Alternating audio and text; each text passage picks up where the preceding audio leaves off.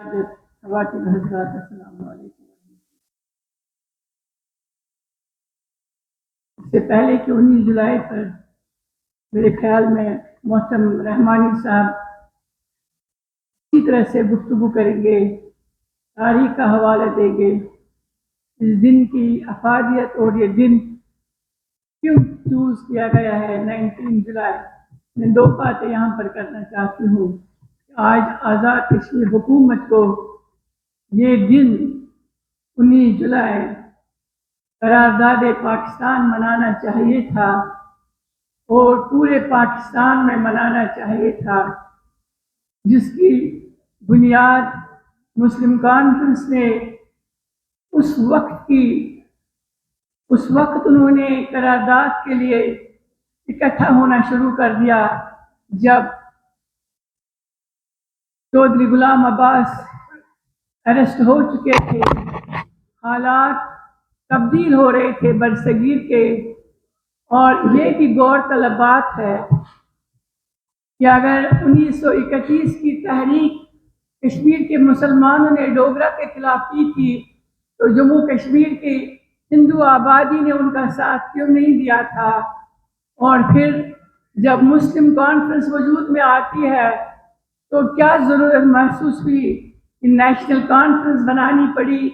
گویا آل انڈیا کانگریس اور مسلم لیگ پاکستان کے وجود کے بانی تنظیم، ان کے جو مختلف مراحل میں، چاہے گول میز کانفرنس سے ہوں، چاہے قائد اعظم کی جو ولولہ انگیز تقاریر ہوں کہ پاکستان کیوں ناگزیر ہے، نہرو نے لارڈ ماؤنٹ بیٹن کے ساتھ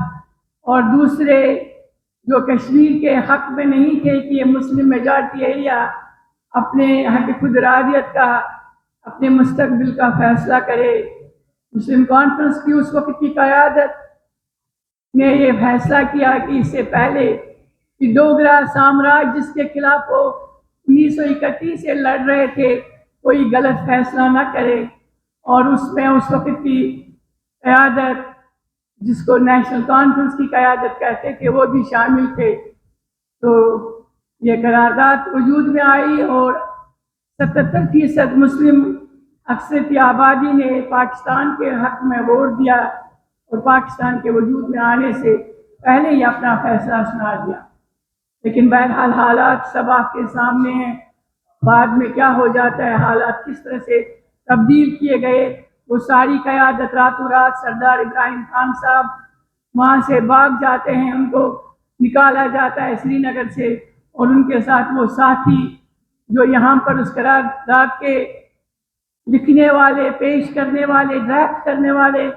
وہ اکابرین مسلم کانفرنس وہاں سے جلائے وطن کیے جاتے ہیں، جو آج بھی راولپنڈی اسلام آباد میں موجود ہے۔ تو میری آپ سے گزارش ہے، خصوصاً لبریشن لیگ کے یہاں پر جو یہ لبریشن کونسل کی منسٹر صاحبہ، لبریشن سیل کی منسٹر صاحبہ یہاں بیٹھی ہے، لبریشن سیل کے یہاں پر ذمہ دار بیٹھے ہیں کہ یہ 19 جولائی کی قرارداد اور اس کے بانی اور اس کے ممبران جموں کشمیر کے طول عرض میں بسنے والے جنہوں نے ووٹ دیا تھا، ان کی فیملیز کے ساتھ یہ دن منایا جائے، ان کو آنر کیا جائے، اور یہ ڈاکومنٹ جو اس وقت ڈھونڈنے میں بڑی دقت محسوس ہو رہی ہے، چند کتابیں ہیں یا سردار ابراہیم خان صاحب کی